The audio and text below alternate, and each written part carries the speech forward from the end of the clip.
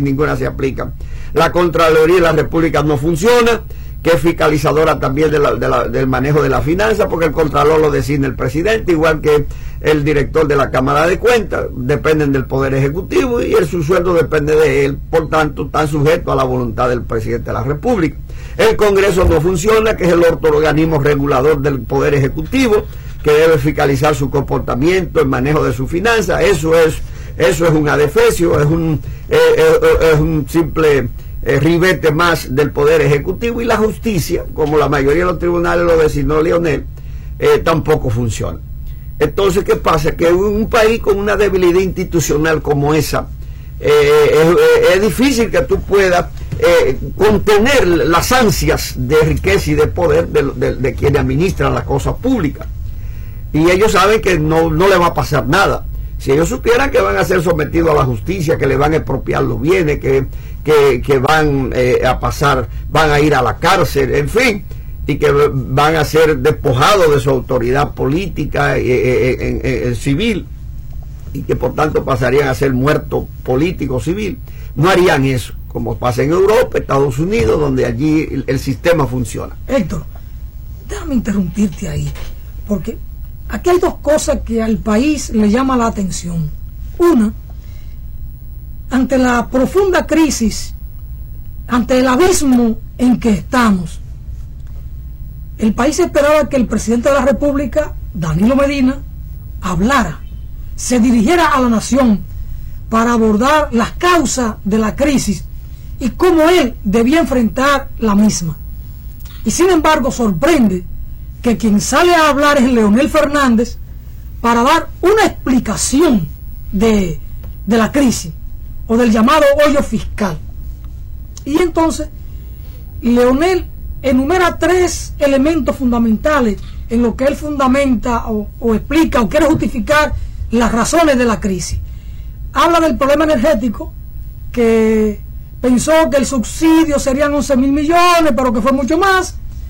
Habla del tema de la inversión que hizo, violentando la ley de presupuesto, porque hizo inversiones que no están consignadas en la ley de presupuesto. Claro. Y incluso yo soy de lo que creo, como leguleyo, que por esa razón incluso Leonel es pasible de un sometimiento. Claro que entonces, sí. Como el Procurador General de la República dice no hay mérito, cuando está claro que el hombre, hasta en su propia confesión, hizo unas inversiones que no estaban contempladas en la ley orgánica, que es la ley de presupuesto, que es una ley orgánica.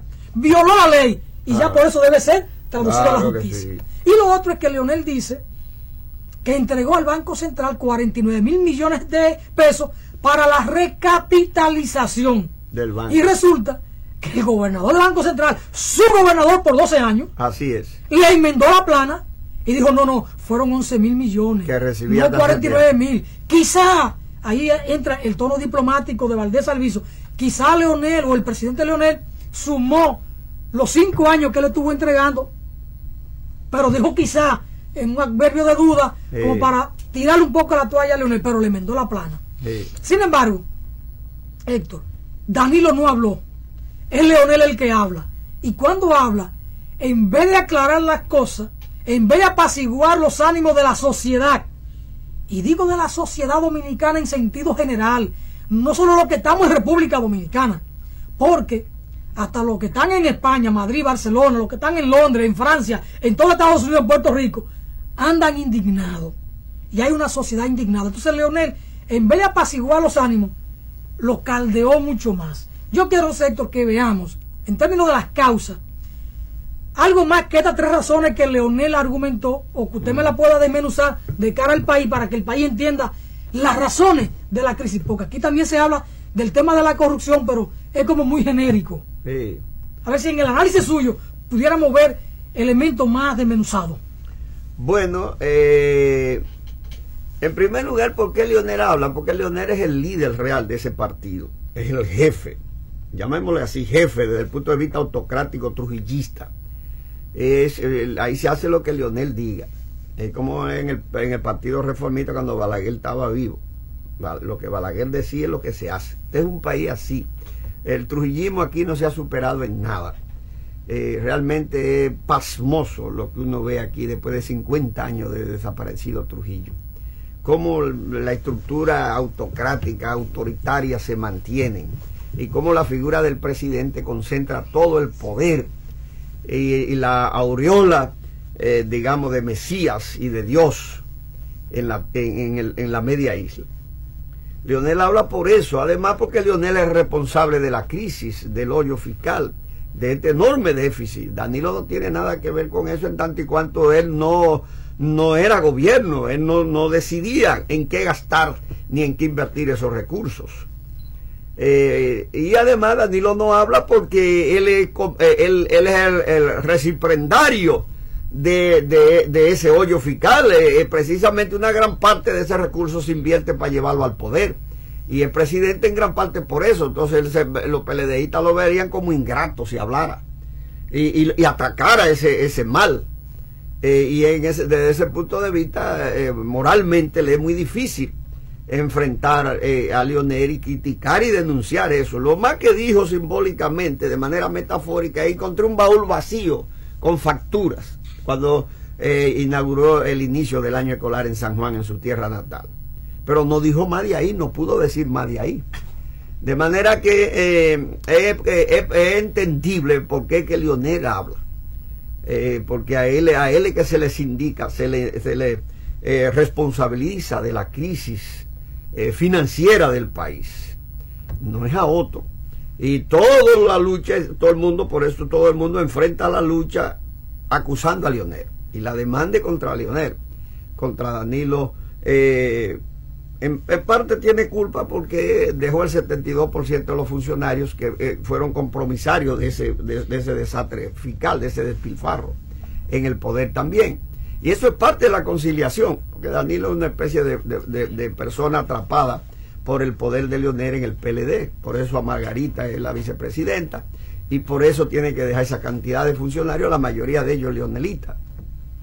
De manera que Danilo está en una situación muy difícil para manejar el país. Primero, el problema de si rescata o no su figura, su liderazgo, porque aquí se necesita un líder que tenga autoridad moral para poder unir y encauzar este país a la solución de los grandes problemas heredados de la mala práctica política y económica y de la política pública desacertada desde los gobiernos anteriores. Entonces ese líder, para poder rescatar la moral que se necesita actuar contra todas esas actuaciones, todas esas, lindeces, irregularidades económicas, políticas de los líderes y gobiernos anteriores. Danilo puede hacer eso, yo no creo que lo haga. Ahí está el gran problema. Por eso es que dicen que más de lo mismo. Esa es una de las cosas que él debió hacer para diferenciarse. Lo segundo es que Danilo, a mi manera de ver, no se atreve a enfrentar los grandes males estructurales de la economía dominicana, que consiste en una economía organizada para que menos de un 10% de la población reciba más del 70% de toda la producción del país. Cada vez acumule mayor fortuna y un pueblo empobrecido trabajando como esclavo para esa minoría. Danilo no se atreve a enfrentar a esa minoría enormemente rica en el país porque le tiene miedo. Tiene miedo porque le tumbó a Juan Bosch, a su líder principal, y tiene miedo porque entrampó y enredó y cooptó a Leonel y a su partido. Y tiene miedo porque Hipólito, a pesar de toda su bravuconería, no pudo hacer nada contra ellos tampoco. Iba a las reuniones y le decía, ustedes lo que son unos evasores de impuestos, pero de ahí no pasaba de una chercha. Nunca hizo nada por cambiar la composición de la tributación, que es un 80%, en ese entonces pagado por los pobres y la clase media, 20% por los ricos, y de eso evadían más de la mitad. Hoy es un 72% pagado por los pobres y la clase media, 28% de que pagan los ricos y evaden el 69% del impuesto sobre la renta y más del 25% del ITEVIS. Entonces no pagan nada prácticamente. ¿Pero qué hizo Danilo? Mantuvo la misma composición de la tributación, no se atrevió a quitarle ese carácter injusto, regresivo a la tributación dominicana, como tampoco lo hizo Leonel, ni lo hizo Hipólito, ni ningún gobierno se ha atrevido, porque eso implica enfrentar ese 10% de los grandes ricos del país. Y él no tiene el coraje, el valor para eso.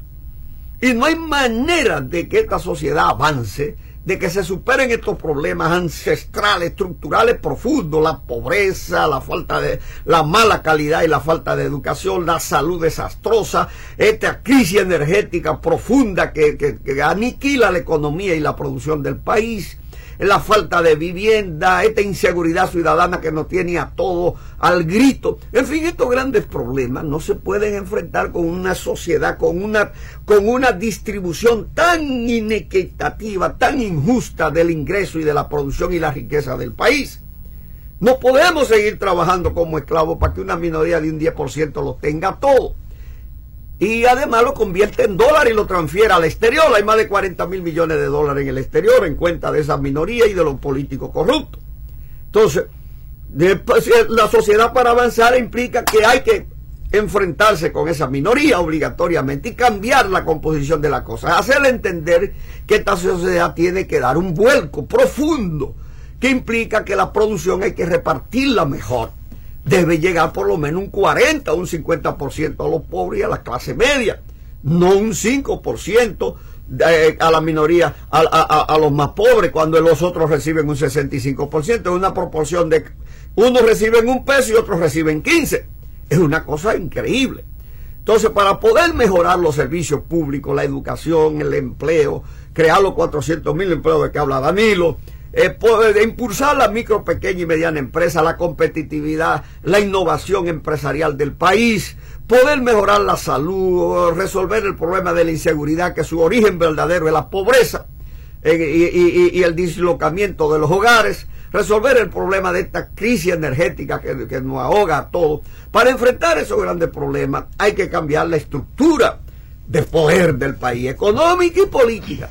Si eso no se hace, no hay manera de que Danilo pueda seguir hacia adelante, como no salió el PRD con Hipólito, como no salió Leonel con sus 12 años de gobierno, y Balaguer en sus 22 años tampoco.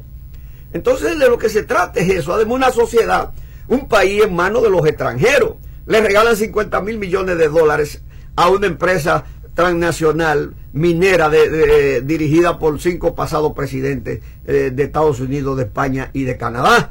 Entonces, no se puede un país así, tan pobre, que usted regale sus recursos naturales, la tierra, las playas, el sol, los minerales. Usted se los regale a extranjeros precisamente para que se los lleven del país, despreden la nación. Héctor, entonces, somos y no somos. Somos un país y no lo somos. No lo somos. Porque entregamos nuestra riqueza a los extranjeros. Claro. Porque somos gobernados por poderes imperiales. Claro. Bueno, estamos analizando aquí con Héctor Sánchez, maestro de la Universidad Autónoma de Santo Domingo, el tema de la crisis, de la fosa fiscal en la que está inmersa la República Dominicana y los desafíos sociales, políticos e institucionales a lo que esta crisis obliga. Voz para el Cambio tiene el compromiso de analizar y de llegar más allá en estos temas. Vamos a una brevísima pausa, porque es tiempo de hacerla, para luego de la misma retornar aquí con Héctor Sánchez y ver entonces las consecuencias del paquetazo fatal a que nos está llevando Danilo Medina. Vamos arriba, señor director.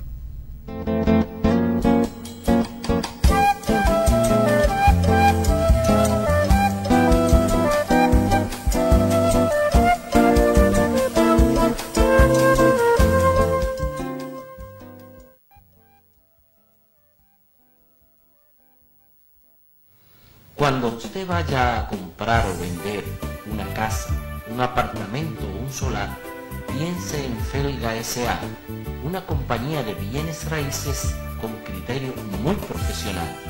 Pero igual, si su interés es alquilar un inmueble, piense en nosotros. Felga S.A. está ubicada en la calle Ramón Santana, esquina Máximo Gómez, en la zona universitaria, con los teléfonos 809-682-7202,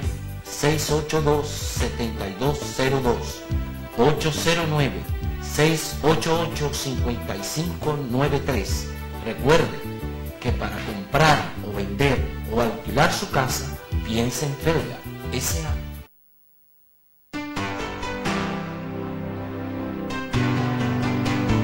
Cuba no es otra isla del Caribe.